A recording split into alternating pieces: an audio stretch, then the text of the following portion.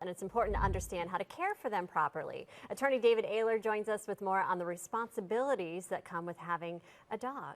Good morning, David. Good morning. Yeah, so a lot of people are dog owners. Maybe Absolutely. some people are thinking about adopting one. What are some things that you need to consider, though, legally before you do that? Well, I think we see a number of different issues come up with dogs. Obviously, we see sometimes extreme things like we've seen here in the news locally, with the way people are caring or treating their dogs, but also we see more common things that could really happen to anybody.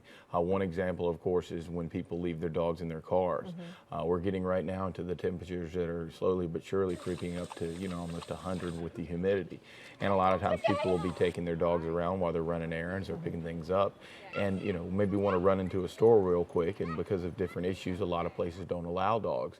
So they'll leave their dog in their car for what they feel to be a short period of time. And that ends up putting them in some trouble because obviously it puts the dog at risk. Yeah, and I've seen it in a parking lot where there was a dog in a car and someone walked by and called, the authorities. So what does that mean for the homeowner? Even if it were, 2 minutes and someone else walked up, what does that mean for homeowner, dog owner? It definitely means that they could be getting cited for tickets. They could lose the dogs. We had that tragic case over here locally just a little while back where the one individual had left dogs in his vehicle and a number of his dogs died.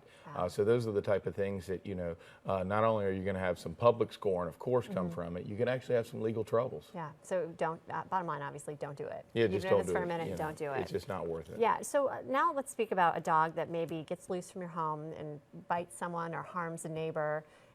How does that all work? Well, you have that issue come up a lot, not just from leaving their home or going out into their yard, but also when people will take their dog to different public settings, dog parks or a baseball game, we're allowed to bring dogs. And you just have to be very careful and aware of what your dog may do and how your dog may react. It may be a situation where your dog would never, hurt, a child or anyone else within their comfort area. But when they get outside of that comfort area, feel some sort of threats or anything like that, you see a different situation. And when they do actually bite someone, that's going to come back on you, usually personally, as well as potentially if it's at your home, your homeowner's insurance, and you see some serious damages and repercussions that come from dog bites.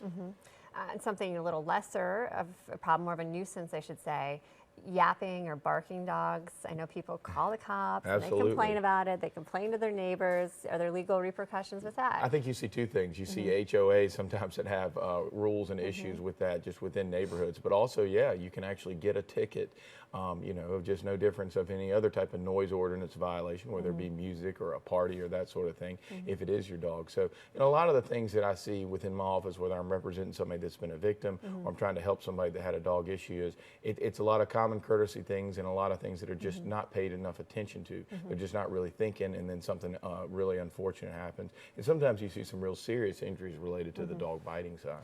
At what point do people come to you? Is it something that they maybe could have resolved to their own if they talked about it, or do they come to you too late? Sometimes, you'll see it where maybe they'll just resolve it on their own, but a lot of times when you have a situation where someone's been injured greatly because of a dog bite and they're looking at plastic surgery, different things like that, you really need to get an attorney involved to help you throughout the process of recovery, no different than any other type of personal injury. And is this something you frequently see? You see it a lot, and you see it a lot more when the weather gets better. When the weather gets better. Absolutely. Dogs Because are you're out and bringing about. your dogs out more, and so That's therefore summer more heat, safe. right? Exactly. But with all of those dogs, you're still obviously a lovely addition to any home. You course. just need to, be smart about it. Just like anything else, if you're responsible with it, you'll be fine. All right, David Aylor, thank you so much Thanks for being having me. here. Yeah, we've got much more coming up next right here on Low Country Live.